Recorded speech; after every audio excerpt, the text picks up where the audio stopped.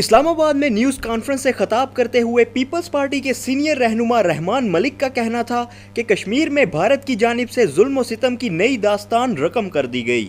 برہان وانی کو جس طریقے سے قتل کیا گیا، اس پر انسانی حقوق کی تنظیمیں حرکت میں کیوں نہیں آئیں؟ اس حوالے سے جینوا میں انسانی حقوق کی تنظیم کے سربراہ کو خط لکھا ہے۔ امید ہے کہ وہ کشمیر میں بھارتی جارحیت کا نوٹس لیں گے۔ میں سب سے پہلے آپ سے ریکویسٹ کروں گا، قوم بھی دیکھ رہی ہوگی کہ ہم عیدی صاحب کے لیے پہلے دعا کرنے، اللہ میاں ان کو جوار رحمت میں جگہ ہو۔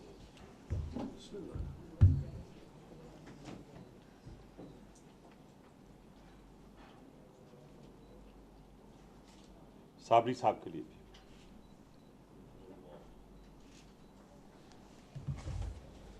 بھی سب سے پہلے تو میری ڈیمانڈ ہوگی both to the federal government اور پروونشل گورنمنٹ کہ صابری کے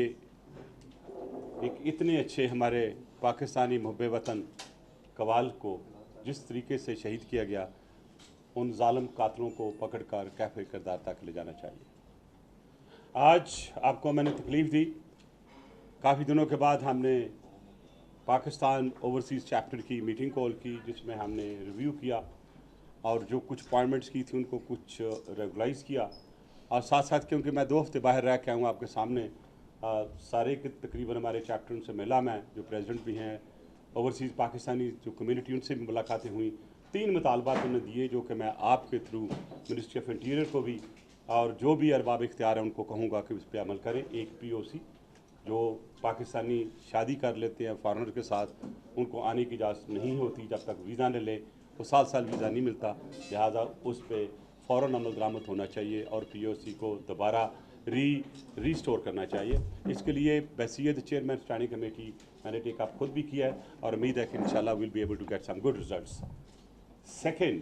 جرمنی میں ڈول نیشنلٹی جو تھی، ظاہر ہے اجازت نہیں تھی، لیکن 1 سال پہلے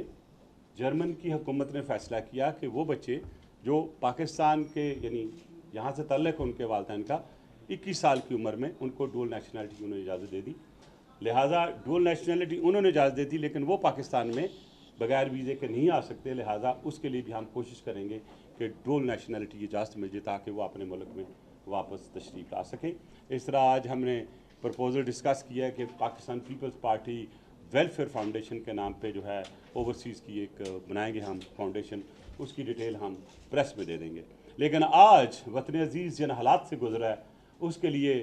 کچھ نیشنل ایشوز ہیں جس پہ میں بات کرنا چاہوں گا، اور سب سے بڑا ایشو اس وقت میں پہلے جو لانا چاہتا ہوں وہ کشمیر پہ جو بربریت ہو رہی ہے، جس انداز سے قتل و غارت کر رہا ہے انڈین فورسز، اس کو کنڈیم بھی کرتا ہوں اور یہ بھی پوچھنا چاہتا ہوں پرائم منسٹر مودی سے کہ تم کس قسم کے انسان ہو کہ تمہاری نظروں کے سامنے کل تک 30 لوگ شہید ہو چکے ہیں، 300 لوگ زخمی ہوئے ہیں، آج تک تمہارے کانوں میں جوں نہیں رہیں گی۔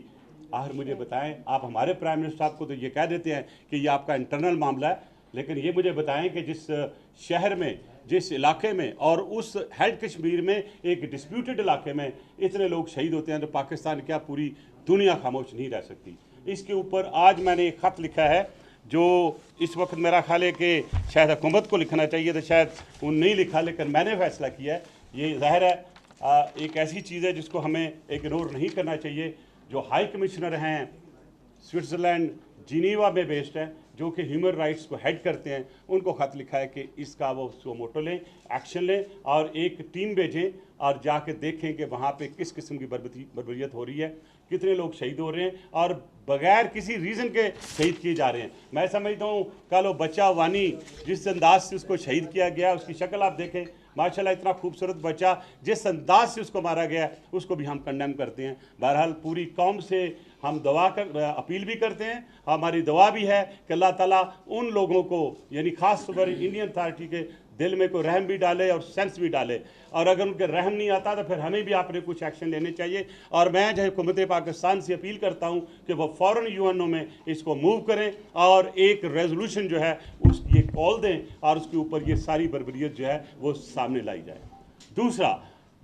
کہتے تو ہم ہیں کہ ہم امریکہ کے لائز ہیں، امریکہ ہمارے ساتھ مل کر وار آن ٹیرر کرتے رہے، लेकिन कल की खबरों में आपने देखा होगा कि एक हफ्ते से ये आ रहा है कि अमेरिका अब इंडियन सैटेलाइट इस्तेमाल करेगा अफ़गानिस्तान के लिए। मुझे ये बताएं कि जो सैटेलाइट है उसका एक स्पेक्ट्रम है, वो स्पेक्ट्रम अगर आप ये समझते हैं कि सिर्फ उसकी जो स्पाइंग फॉर दी टेररिस्ट या वेदर की आड़ में अगर आप कहेंगे कि आप सिर्फ वो उसको अफगानिस्तान जी सर, क्या कहेंगे आपके जो आप मुलाकात हुई उस हवाले से क्या पेश? बिस्मिल्लाहिर्रहमानिर्रहीम। आज कायदे हिज़्ब इख्तिलाफ सेनेट एज़लाज़ एहसन और कायदे हिज़्ब इख्तिलाफ नेशनल असम्बली सैयद खुर्शीद शाह साहब से मेरी मीटिंग थी और अभी हमारी एक तफसीली नशिस्त हुई है। इस नशिस्त का एजेंडा दो नुकाती था। एक,